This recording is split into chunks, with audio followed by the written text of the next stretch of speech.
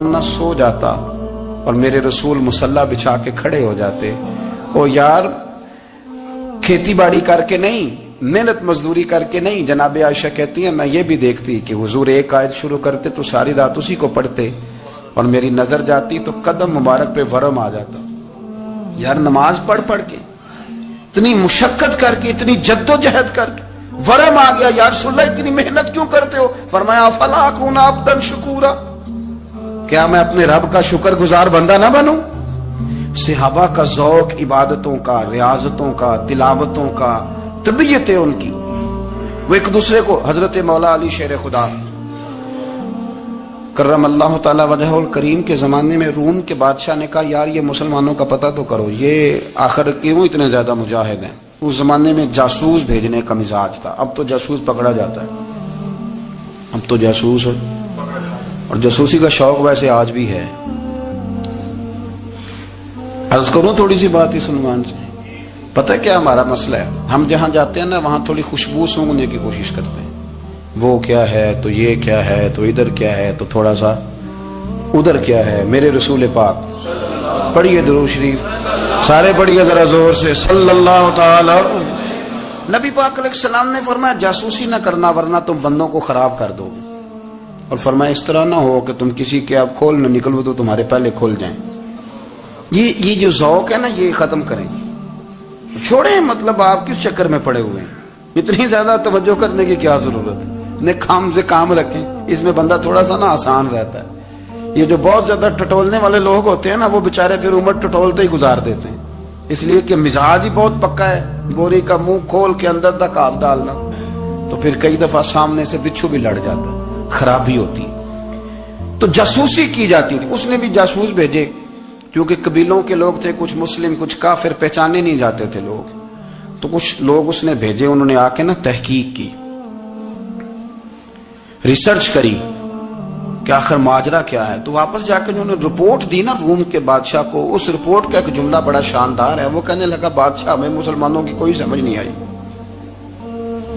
ہمیں کوئی سمجھ نہیں آئی. انہوں نے کہا کیوں نہیں سمجھ آئی؟ کہنے لگے یار عجیب بندے ہیں، جب رات مصلی پہ بیٹھتے ہیں تو یوں لگتا ہے ان کا دنیا سے رشتہ ہی کوئی نہیں، کوئی کسی کو نہیں جانتا. کوئی اپنے دکھ سنا کے رو رہا ہے، کوئی اپنی بات کر کے رو رہا ہے.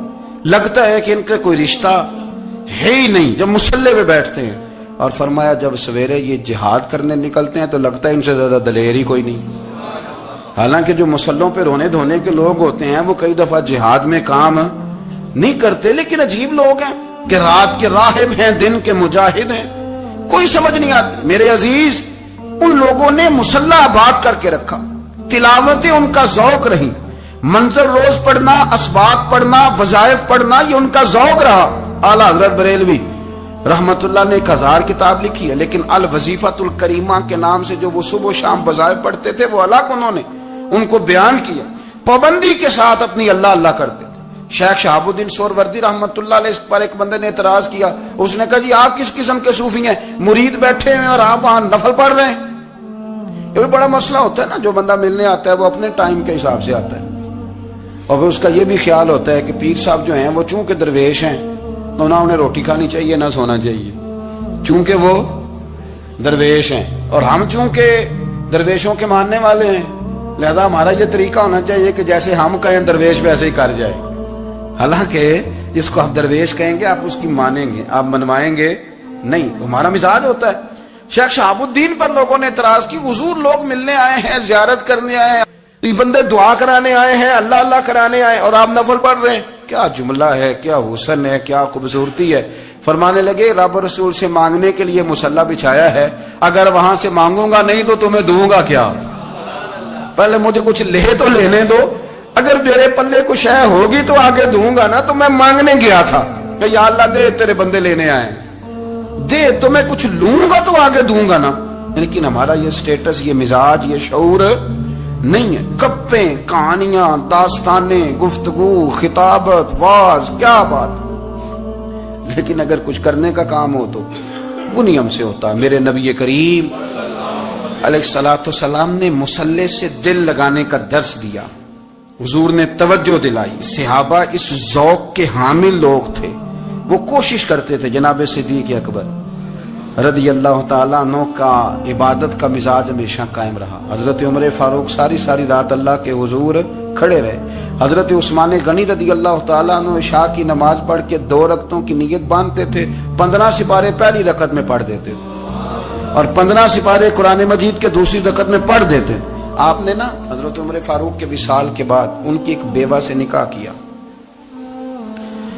حضرت عثمان غنی نے نکاح کیا. وہ خاتون آپ کے نکاح میں آئیں تو عرض کرنے لگی امیر المومنین میرے لیے اعزاز تو بہت ہے کہ میں امیر المومنین کی بیوہ تھی تو امیر المومنین کی منکوحہ ہو گئی ہوں، لیکن حضور نہ تو میں جوان ہوں کہ میرے اندر رغبت ہوتی اور نہ میں اب اس قابل ہوں کہ کوئی خدمت کر سکوں، میرے ساتھ نکاح کی وجہ کیا بنی؟ تو عثمان غنی رو پڑے. فرمانے لگے میں نے عمر فاروق کو مسجد میں دیکھا ہے، عدل کرتے دیکھا ہے، انصاف کرتے دیکھا ہے، امت کی خیر خواہی کرتے دیکھا. تمہارے ساتھ نکاح اس لیے کیا ہے کہ تم مجھے یہ بتاؤ کہ عمر فاروق گھر کے اندر اپنے رب کو کیسے راضی کرتے تھے، گھر کے اندر کیسے راضی کرتے تھے، وہ طریقے بتلاؤ، تم بتاتی جانا اور میں بھی اسی طرح گھر میں عبادت کروں.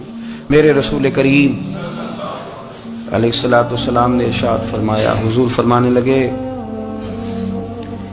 جس گھر میں اللہ کا ذکر ہوتا ہے وہ گھر زندوں کا ہے، اور جس گھر میں رب کریم کا ذکر نہیں ہوتا وہ گھر زندوں کا نہیں ہے. گھر نا ہم نا کتابوں میں پڑھتے ہیں کہ ایک بزرگ کہتے ہیں، حضرت فضیل بن عیاض کہتے ہیں کہ میں ایک گلی سے گزر رہا تھا تو گھر کے اندر کسی قاری صاحب نے قرآن کی آیت پڑھ دی ولی من خاف مقام ربہ جنتان.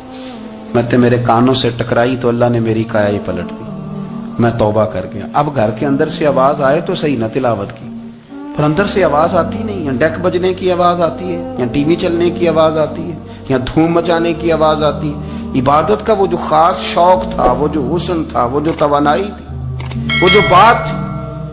ایک جگہ پہ ہم بیٹھے تھے تو وہاں ایک صاحب آئے اور انہوں نے آتے ہی کہا کہ مہربانی کریں ذرا مجھے مصلی دے دیں، میرے نہ کچھ نفل رہ گئے. تو میں نے وضو کر لیا تو کوئی مصلی مل جائے. مصلی انہیں دے دیا گیا، وہ مصلی لے کے چلے گئے تو پیچھے ایک صاحب نے تبصرہ کیا، کہنے نے کتنا ریاکار بندہ ہے، لوگوں کو دکھا رہا ہے کہ میں نفل پڑھتا ہوں، ہے کوئی بات کرنے والی. میں نے اسے کہا تو مہربانی کرنا اس طرح کی ریاکاری تو بھی کر، پکڑ مصلی اور جا تو بھی تھوڑی ریاکاری کر کے آ، اٹھ ذرا شکر کر کوئی یہ ریاکار بھی ملا ہے، کوئی نفل پڑھ کے ریاکاری کر رہا ہے. اللہ کا میں کہتا ہوں کو پڑھے تو صحیح نہیں، یہ کوئی دور ہے نفل پڑھنے کا؟ اس میں تو لوگوں کا مزاج ہی نہیں، طبیعت ہی نہیں. میں نے کہا چل مہربانی کر یہ لے مصلی اور تو بھی جا تھوڑی سی یا کر یا ریاکاری کرو تو صحیح نا. مزاج ہی نہیں، ذوق. جمعے کی نماز پڑھ کے یوں دنیا بھاگتی ہے، او ہو پتہ نہیں کون سی پیچھے آگ تھی جو بجھائی جائے گی. اور آج تک لوگ مسئلہ پوچھ رہے ہیں کہ جمعے کی بعد والی سنتیں کتنی ہوتی ہیں. میں نے کہا کتنے سال ہو گئے جمعہ پڑھتے، کتنے سال ہو گئے، ابھی تک سنتوں کا نہیں پتا، ابھی تک نے علم کے پہلے کتنی رکھتے ہیں اور بعد میں کتنی رکھتے ہیں. فجر کی سنتیں کب پڑھنی چاہیے، سنو فجر کی سنتوں کے بارے میں. میرے رسول کریم سید عالم صلی اللہ تعالی علیہ وسلم سے ایک صحابی نے پوچھا تھا حضور میری فجر کی سنتیں رہ گئیں یا رہ جاتی ہیں تو حکم کیا ہے؟ کیا انداز ہے حضور کا. بخاری مسلم کے لفظ سنو. حضور سید عالم صلی اللہ علیہ وسلم فرمانے لگے، اس نے کیا پوچھا تھا، حضور جواب کیا دیتے؟ فرمایا فجر کی سنتیں کبھی نہ چھوڑنا، فجر کی پہلی 2 سنتیں کبھی نہ چھوڑنا. یا رسول اللہ صلی اللہ تعالی علیہ وسلم میری رہ گئی ہیں، رہ جاتی ہیں. فرمایا فجر کی 2 سنتیں نہ چھوڑنا. فرمایا فجر کی پہلی 2 سنتیں مجھے دنیا اور دنیا کے اندر جو کچھ ہے وہ سب سے زیادہ پیاری ہے. فجر کی 2 سنتیں دنیا اور دنیا میں جو کچھ ہے مجھے وہ سب سے زیادہ پیاری ہیں، اس لیے فجر کی سنتیں نہ چھوڑنا. اپنا ذوق، اپنی طبیعت، ہم نے نا ذوق غلط بنا لیا ہے. اگر 20 بندے کہہ بھی دیں گے تو نے بڑی شاندار تلاوت کیا تو کیا اس سے بنے گا؟ 100 بندہ کہہ بھی دے تیری کیا بات ہے، کیا بات ہے نعت خاں کی، کیا بات ہے علامہ صاحب کی، پیر صاحب کی، پیر مہر علی شاہ صاحب رحمت اللہ علیہ. آپ تشریف فرما تھے تو آپ کے ایک ہی بیٹے بابو جی جن کو کہا جاتا ہے، جس دن صاحبزادے پیدا ہوئے تو خادم نہ وہاں سے نکلا. ان لوگوں کے شوق اور طرح کے تھے نا تو ان کی توجہ بھی اپنے شوق کی طرف رہتی. تو خادم نکلا اندر سے، پیر صاحب مبارک ہو، پیر صاحب مبارک ہو، پیر صاحب مبارک ہو، پیر صاحب مبارک ہو، شور کر رہے ہیں. تو پیر صاحب کو وجد ہو گیا، اللہ اکبر اللہ اکبر اللہ. وہ کیا ہوا؟ किस बात की मुबारक दे रहे हो? अर्ज की हुजूर अल्लाह ने बेटा दिया है। तो आप फरमाने लगे अच्छा हुजूर आप क्या हुआ, आप तो परेशान हो गए। फरमाने लगे जब तूने 3 दफा कहा ना मेरे अली को मुबारक हो, तो मैं समझा था शायद तुझे किसी ने बता दिया है कि मेरे अली से अल्लाह राजी हो गया। मैं समझा था कि शायद तू ये खबर लेके आया है कि किसी ने बताया है कि मुझे आज खबर मिली है कि मेरे अली से रब अच्छा पुत्र हुआ है। अल्हम्दुलिल्लाह, अल्लाह का शुक्र है। पर मेरे लिए मुबारक का दिन वो होगा जब मेरा रब कहेगा कि मैं मेरे अली से राजी हूँ, मेरे महबूब कहेंगे कि मैं मेरे अली से। आप बात को समझे, शौक ही किसी और तरफ था, दिल ही कहीं और लगा हुआ था, तबीयत ही कहीं और माइल थी। कोई वजीफा पूछते थे तो पढ़ते थे वो लोग, कुछ अल्लाह अल्लाह उन्हें बताई जाती थी तो करने का जौक रखते थे, तबीयत थी, कायल थे। हजरत रबी कहते हैं मैं बड़ी दूर से सफर करके गया हजरत अवैस करनी से मिलने, बड़ी दूर से। और जब मैं पहुंचा तो फजर का वक़्त था, तो हजरत वैसे करनी को मैंने पा लिया। तो वो नमाज पढ़ के ना कुरान शरीफ लेके बैठ गए। फरमाते इशराक चाश्त का वक़्त हुआ तो नफलों की नीयत बांध ली। मुहद्दिस इब्नुल जौज़ी ने लिखा है, फरमाते हैं फिर जब ज़वाल का वक्त हुआ तो मस्जिद में झाड़ू देने लग गए। जोर की नमाज पढ़ के तो असर की तैयारी तक वो मस्जिद में बैठे रहे। और मेरे नबी पाक अलैहिस्सलाम ने फरमाया जो नमाज के इंतजार में बैठा हो वो नमाज ही में है, वो नमाज ही में है। फरमाया मेरी दुनिया मेरी उम्मत की जो रहबानियत है ना वो इतनी है कि नमाज का इंतजार करे। आजान के बाद नमाज का ये राहब है, ये इस वक्त छोड़ के बैठे हैं सारा कुछ। फरमाते हैं असर तक उन्होंने अल्लाह अल्लाह की, फिर मगरिब तक की, इशा की नमाज हुई तो नमाज पढ़ी तो वो थक गए। अब मुझे वो फारिग हुआ मुसल्ला छोड़े तो मैं मुलाकात करूं ना। ये आप हैरान ना हो कि इतनी देर बंदा कैसे अल्लाह अल्लाह कर, हमने की नहीं ना इसलिए हम परेशान हैं। जो आदी होते हैं वो कर भी लेते हैं, वो ये काम। मेरी बात की समझ आ रही है? जब जाते हो किसी दफ्तर में तो 8 घंटे खड़े रह लेते हो ना, मजबूरी होती है तो खड़े रहा जा सकता है। पासपोर्ट के दफ्तर बोलिए, इमिग्रेशन की लाइनों में, और मैंने तो एम्बेसियों में बंदे 12-12 घंटे पहले जाके खड़े देखे, रह लेते हैं खड़े। तो अगर इन कामों के लिए रहा जाता है तो अल्लाह रसूल के लिए भी खड़े रहा जा सकता है। तो फरमाने लगे कि जब इशा की नमाज के बाद आखिर इंसान थे, थक गए, नींद का गलबा हुआ तो थोड़ी ऐसे आंख बंद हुई तो खोली तो रोने लगे। हजरत वैसे कर लिया, रो के कहने लगे मालिक मुझे गाफिल तो ना कर, अभी मैंने किया भी कुछ नहीं, दिन खत्म हो गया, कोई नफल नहीं, कोई अल्लाह अल्लाह नहीं, अल्लाह मुझे गाफिल ना कर, मेरी मदद फरमा।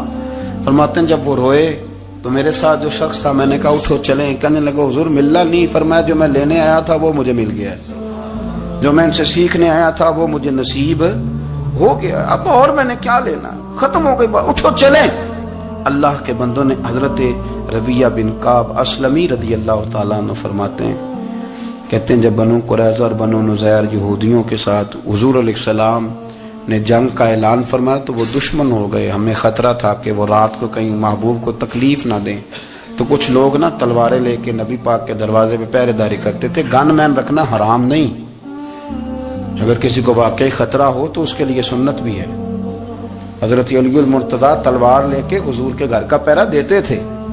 हजरत रबिया बिन काब असलमी रदी अल्लाह ताला अन्हु फरमाते हैं कि रात मेरी ड्यूटी थी कि मैं हुजूर के घर का पहरा दूंगा। तो फरमाते हैं मैं बाहर सुन रहा था, सारी रात ही मेरे नबी पाक ने अल्लाह की तस्बीह पढ़ी, सारी रात, कभी तस्बीह, कभी तहलील, कभी तहमीद, कभी तकबीर, सारी रात। फरमाते हैं सारी रात हुजूर पढ़ते रहे और सारी रात ही मैं सुनता रहा। मुझे ऊँघ आ गई, मेरी आंख लग गई, हुजूर अभी पढ़ रहे थे, मैं थक के सो गया। और फरमाते हैं जब मेरी आंख दोबारा से खुली तो मेरे कानों में फिर कोई चीज गूंजी, तो मैंने कान लगाया तो मेरे हबीब अभी भी अल्लाह को याद कर रहे। सारी सारी रात हुजूर रब की इबादत करते। इसीलिए तो कहा या अय्युहल मुज़म्मिलु कुमिल लैला इल्ला कलीला, हबीब सारी रात तो ना जागा कर, थोड़ा आराम भी कर लिएगा। मेरे भाई अपना मुसल्ला, अपनी इबादत, अपने वज़ाइफ, अल्लाह अल्लाह जो आपने किसी से सीखी है उसको कभी कमजोर ना होने दें। शजरा शरीफ जो किसी बुजुर्ग से आप ले लेते हैं तो क्या रस्म है कोई, उस पर कुछ लिखा होता है, वो पढ़ने के लिए दिया जाता है, उस पर लिखा होता है कि जी अल्लाह अल्लाह आपने करनी है। सारी जिंदगी किसी स्कूल में दाखिल हो गए और वहां जाके आप निसाब ही ना पढ़ें, किताब ही ना खोलें तो पास हो जाएंगे? وہ کہتے ہیں میں 20 سال جاتا رہا ملا کچھ نہیں. تو آپ نے لیا کیا ہے؟ ایک اتنی سی کتاب تھی, اس کو تو کھول کے آپ دیکھ نہیں سکے, اس کے وظائف تک تو رسائی نہ ہوئی, اس لیے کہ اللہ اللہ کرنا مشکل ہے اور تصویر کھنچانا یہ آسان کام ہے. تو جو آسان ہے اس طرف ہماری توجہ لگی رہتی ہے اور جو مشکل ہے اس طرف ہم ذوق پیدا نہیں کرتے. یا ایھا الناس اعبدوا ربکم, کسی کو شریک نہ بناؤ, وانتم تعلمون, اور تم جانتے بھی ہو, تمہیں خبر بھی, تمہیں پتہ ہے کہ عبادت اللہ کی کرنی چاہیے, تمہیں پتہ ہے کہ نماز پڑھنی چاہیے, تم جانتے ہو کہ نوافل ادا کرنے چاہیے, تمہیں پتہ ہے کہ سجدے آنکھیں بند کر کے جھوٹ کی زندگی جی کے اپنے ساتھ بددیانتی کر کے دھوکہ دے کے اپنے آپ کو دائیں بائیں اپنے آپ کو کہیں مصروف رکھ کے کچھ وقت ضائع تو کر لیتے ہو, پر تمہیں پتہ تو ہے نا کہ عبادت اللہ کی کرنی, تمہیں اس کی خبر ہے. فرمایا اس رب کی, دیکھیں نا انسان پر اگر کوئی شخص نیکی کر دیتا ہے, احسان کر دیتا ہے, تو انسان اس کے سامنے پھر گردن نہیں اٹھا سکتا, یار یہ میرے مشکل وقت کا دوست ہے, اس نے میرے ساتھ نیکی کی ہے, کبھی بھی گردن نہیں اٹھائے گا, جھکا کے رکھے گا. تو اگر عام کوئی نیکی کر دے تو اس کے سامنے انسان کبھی گردن نہیں اٹھاتا. تو جو رب ساری نعمتیں عطا فرمائے, جو کہے کہ تیری تخلیق میں نے کی, تجھ سے پہلوں کو بھی پیدا میں نے کیا, تیرے لیے زمین کا بچھونا بھی میں نے بچھایا, آسمان کی چھت بھی میں نے لگائی, تیرے لیے زمین سے ساری اناج کو, پھل کو, کھیتیوں کو نکالا بھی تیرے لیے. اب تو اس طرح کر کہ تو میری عبادت کر, تو میری بارگاہ میں جھک جا.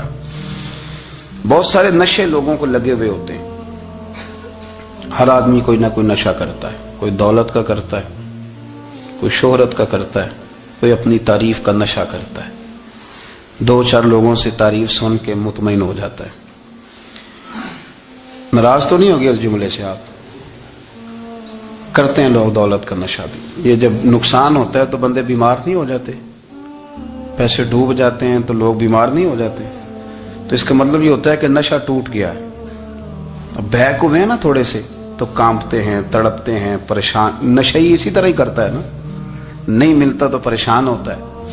یہ سارے نشے ہیں, مختلف قسم کا نشہ. اب مانتے نہیں اس بات کو, تسلیم نہیں کرتے, کیونکہ تسلیم کرنا بڑا مشکل کام ہے. اس کے لیے تو بڑی ساری چیزیں جو ہیں وہ دبوچ کے اور بڑی سارے رستے پھلانگ کے آنا پڑتا ہے, تو بڑا مشکل ہے ماننا, ورنہ کرتے ہیں ہم, ہمارا مزاج ہے. یہ گھومنے پھرنے کا, دنیا دیکھنے کا بھی ایک نشہ ہے, یہ بہت ساری باتیں کرنے کا بھی ایک نشہ ہے, گپ شپ کا بھی ایک نشہ ہے. 2-4 لوگوں کی جب تک پگڑیاں نہ کھول لیں, بعض لوگوں کو نیند نہیں آتی. یہ غیبت کا, چغلی کا, بددیانتی کا, یہ بھی ایک نشہ ہے. اس پر ملا رومی رحمت اللہ نے بڑا کلام لکھا ہے. وہ کہتے ہیں مانگ کے کھانے کا بھی نشہ ہے,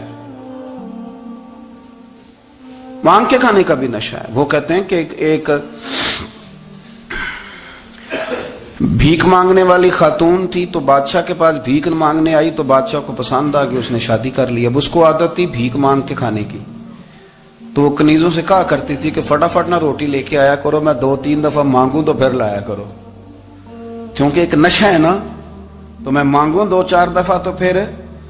تو انسان بہت سارے نشے کرتا ہے, یہ مانتا نہیں. یہ موبائل, یہ فیس بک, یہ سارے نشے ہی ہیں.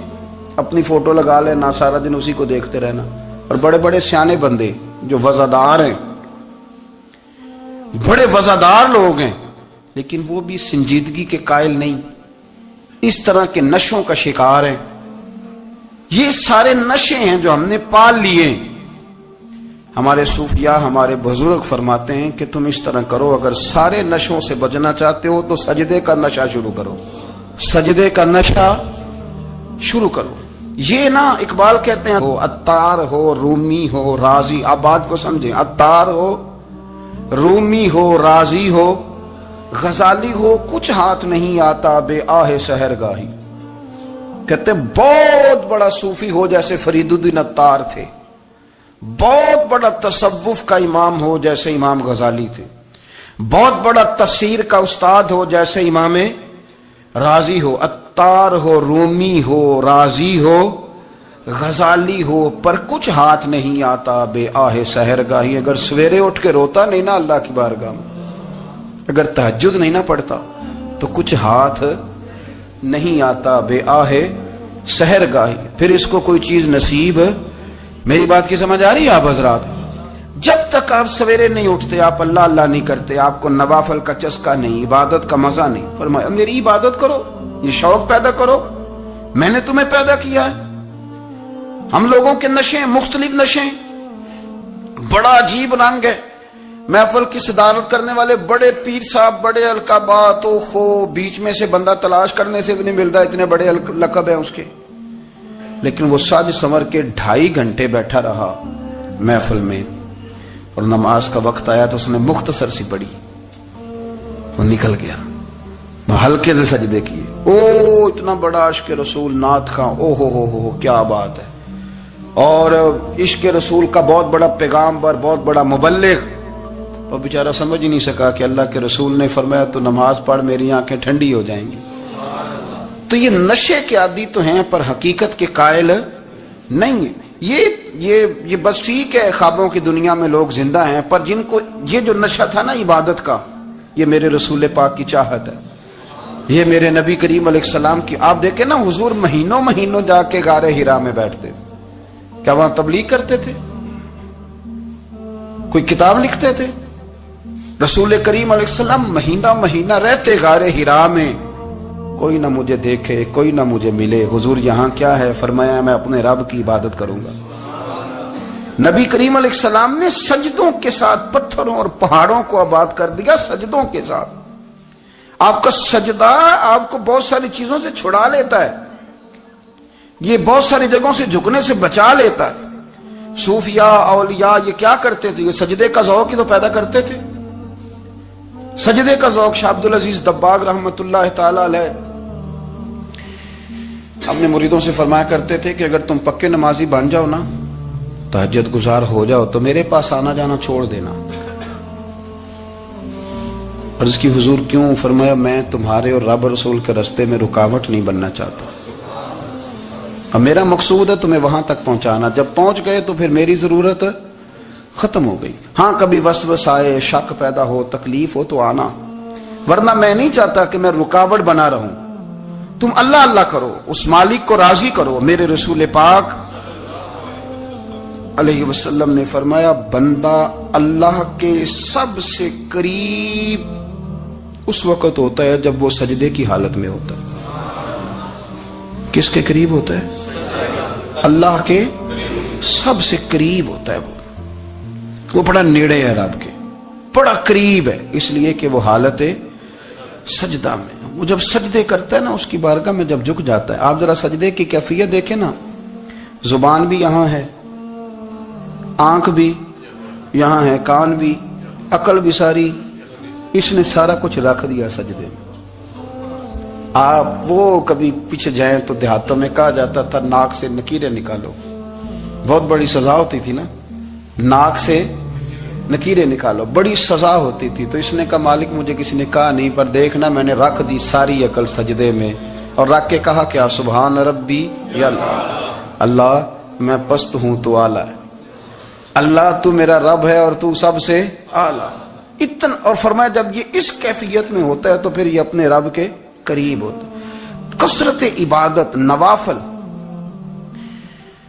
ہمارے ہاں عمرے کی قرآن اندازی محفلوں پہ ہونے لگ گئی ہے, حالانکہ حدیث سے ثابت نہیں.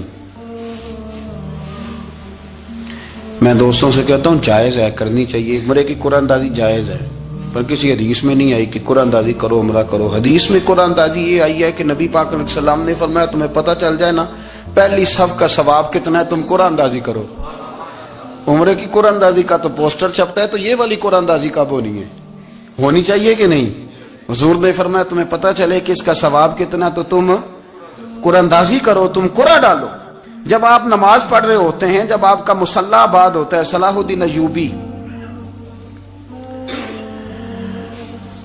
ایک بزرگ سے ملاقات ہو گئی, بیت المقدس پر قبضہ تھا عیسائیوں کا, تو صلاح الدین بڑے پریشان تھے. وہ بابا جی کہنے لگے پتر کیا ہوا؟ کہنے لگے حضور پتہ چلا ہے دشمن کے 2 بحری بیڑے اسلحہ لے کے آ رہے ہیں. مسلمان پہلے ہی کمزور ہیں اور اب اگر 2 بحری بیڑے اور آ گئے تو حضور مسئلہ بن جائے گا. تو میں پریشان ہوں کہ کس طرح یہ کم مسئلے والی ہماری فوج ہے کیسے مقابلہ کرے گی. تو بابا جی کہنے لگے پتر اس طرح کرنا آج رات تو بھی دعا کرنا اور میں بھی کروں گا. تو بھی دعا کرنا, آپ ناراض نہ ہونا. ہم تو پیروں والے ہیں, ہم تو پیروں کے نوکر غلام ہیں, ہمارا تو گزارا ہی نہیں, ہمیں تو ملتا ہے سارا کچھ وہاں سے. پر میرا سوال یہ ہے کہ تعویذ لینے جاتے ہو نفل کیوں نہیں پڑھتے؟ رات اللہ اللہ کیوں نہیں کرتے؟ یہ بھی تو ہمارے بزرگوں کا ہی طریقہ ہے, انہوں نے تو ہمیں سکھایا ہے. صلاح الدین ایوبی سے بزرگوں نے کہا کہ رات آج نا اللہ اللہ کرنا تو میں تیرے لیے دعا کروں گا, تو بھی دعا کرنا. تو بندہ جب دکھی ہوتا ہے تو سجدہ کرتا ہے تو پھر ہی تو مصلی بھیگ جاتا ہے, پھر ہی تو مزہ آتا ہے. سکھی بندہ تو کعبے جا کے نہیں روتا. دکھی تھے, تکلیف تھی, تو سر رکھا سجدے میں تو تڑپ گئے. اور وہ بابا جی کہتے ہیں میں مسجد آیا تو صلاح الدین چیخے مار کے رو رہا تھا اور کہہ رہا تھا مالک میں کوئی اپنی شان کے لیے تو نہیں نہ لڑ رہا, اللہ کو میں کوئی قبضوں کے لیے تو نہیں لڑ رہا, مالک تیرے لیے لڑ رہا ہوں, مجھے بے آبرو نہ کرنا, میری مدد فرمانا. کہتے ہیں میں آیا تھا کہ مسجد میں دعا کروں گا, پر صلاح الدین ایوبی کو روتے دیکھا تو میں لوٹ گیا. تو سویرے صلاح الدین ملے تو بڑے خوش تھے. میں نے کہا پتر کیا ہوا؟ کہنے لگے حضور وہ بحری بیڑے 2 آ رہے تھے نا اسلحہ لے کے, دونوں ڈوب گئے پانی میں ڈوب گئے. تو بابا جی کہنے لگے صلاح الدین وہ پانی میں نہیں ڈوبے, وہ تیرے آنسوؤں میں ڈوب گئے, وہ غرق ہو گئے. وہ جو تو نے مسلح بات کیا تو وہ تیرے آنسوؤں میں ڈوب گئے, وہ غرق ہو گئے, وہ تباہ اتنے قیمتی تھے تیرے آنسو کے بہا لے گئے دشمن کے بحری بیڑوں کو. میرے بھائی ٹھیک ہو گیا جی, میرے عزیز سمجھ لیں اس بات کو ہمیشہ کے لیے اور اس پر غور کر لیں اچھے طریقے سے کہ میرے رسول کریم سید عالم صلی اللہ علیہ وسلم نے نا ہماری توجہ دلائی, حضور نے ہمیں بتلایا, ہمارا ذوق بڑھایا عبادت کی طرف. ایک صحابی تھے حضرت ابو فاطمہ رضی اللہ تعالیٰ عنہ, یہ ترمذی شریف کی حدیث ہے. نبی پاک علیہ السلام نے فرمایا ابو فاطمہ قیامت کے دن مجھ سے جلدی ملنا چاہتے ہو کہ دیر کے ساتھ؟ تو کہنے لگے حضور کون ہوگا جو دیر سے ملنا چاہے گا, ہم نے تو جان دے دی وعدہ دیدار پر. اعلیٰ حضرت فرماتے ہیں جان دے دی وعدہ اور نقد اپنا دام ہو ہی جائے گا. مجھے لگتا ہے کہ یہ سودا نقد و نقد ہو جانا ہے, چونکہ ہم نے جان دے دی وعدہ دیدار پر. آپ نے وعدہ کیا تھا کہ مریں گے تو پھر زیارت ہوگی, تو مر گئے ہم زیارت کی خاطر. جان دے دی وعدہ دیدار پر تو نقد اپنا دام ہو ہی جائے گا. اے رضا ہر کام کا ایک وقت ہے, دل کو بھی آرام ہو ہی جائے گا. تو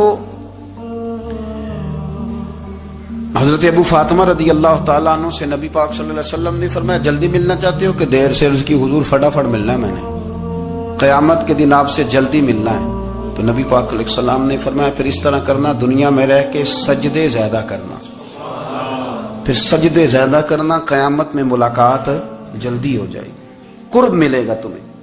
اپنے بچوں کے اندر دیکھیں نا, ہم شوق پیدا کرتے ہیں, ہمیں صحیح لفظ نہیں بولنے آتے پر ہم بچوں میں شوق پیدا کرتے ہیں کہ پتر ڈاکٹر بن جائے گا تو بڑا نفع کرے گا, تو لوگوں کی خدمت کرے گا, ملک و ملت کی خدمت کرے گا, تیرے ابا کا نام روشن ہوگا, تیرے دادا کی تعریفیں ہوں گی. ہم یہ ذوق پیدا کرتے ہیں. ہم اپنے نوجوانوں کے اندر یہ فکر پیدا کرتے ہیں, انہیں ہم سمجھاتے ہیں کہ میاں جب تم پڑھو گے محنت کرو گے تو فلاں آدمی کی طرح تمہارا نام ہوگا.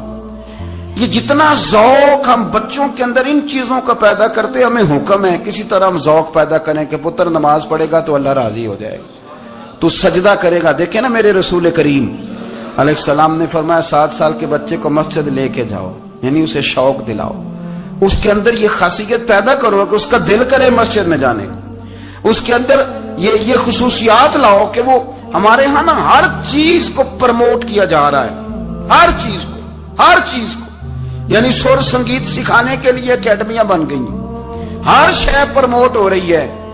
عبادت کا جذبہ کم ہوتا جا رہا ہے, اللہ کا ذوق ہمارے اندر نہیں رہا. اور اتنا مشکل ہم نے اپنے لیے بنا لیا ہے کہ وہ بندہ جو بڑی زبردست مذہبی گفتگو کر رہا تھا اور تگڑی بات کر رہا تھا, کیا بات ہے, لیکن نماز کے بارے میں کمزوری دکھا جاتا ہے، نوافل کے بارے میں وہ چپکے سے نکل جاتا ہے۔ امام احمد بن حنبل رحمۃ اللہ تعالی علیہ، مسند امام احمد بن حنبل 14 جلدوں میں ہے مارکیٹ میں، اور مجھے تو خیر پسند ہی بڑی ہے، میں نے تو کئی دفعہ پڑھی ہے۔ اور کیا بات ہے امام احمد بن حنبل کی، کیسے تگڑے قسم کے محدث تھے، اور اللہ نے کتنا انہیں اعزاز عطا فرمایا ہوا تھا۔ یہ کوڑے بھی کھاتے تھے دین کی خاطر، سارا کرتا لہو سے بھر بھی جایا کرتا تھا، بڑا اعزاز والا شخص تھے، بڑے اعزاز والے۔ حدیثیں جمع کرنا، حدیثیں لکھنا، حدیث پڑھانا، سارا دن رہتے تھے۔ کہہ سکتے تھے کہ میں کر تو رہا ہوں کام، اور حدیث بھی موجود ہے کہ عالم عابد سے افضل ہوتا ہے، پر اس کے باوجود امام احمد بن حنبل رحمۃ اللہ علیہ 300 نفل فرض نمازوں کے علاوہ پڑھا کرتے تھے، 300 نوافل روز پڑھا کرتے تھے۔ ان کے بیٹے نے کہا ابا جی مکان خریدنا ہے تو وہ جگہ کہاں کر کے لوں، بہت ساری آبادیاں، تو فرمایا پتر وہاں لینا جہاں مسجد قریب ہو۔ میرے رسول کریم سید عالم صلی اللہ علیہ وسلم اتنا پسند کرتے مسجد کو، اتنا پسند کرتے نماز کو، کہ رسول کریم صلی اللہ علیہ وسلم تہجد کی نماز بھی پڑھتے، پھر حضور فجر کی نماز بھی پڑھتے، نبی پاک وتر کو الگ کر کے پڑھتے، عشاء کے ساتھ نہیں پڑھتے۔ یہ تو ہم اس لیے اجازت دی ہمارے بزرگوں نے کہ بعد میں اٹھے گا کون علیحدہ وتر پڑھنے کے لیے، عشاء کے ساتھ پڑھ لے۔ وتر پڑھتے، تہجد پڑھتے، فجر پڑھتے، اشراق پڑھتے، چاشت پڑھتے، پھر مغرب کی نماز کے بعد 6 رکعت اوابین پڑھتے، پھر رات کو صلاۃ اللیل پڑھتے۔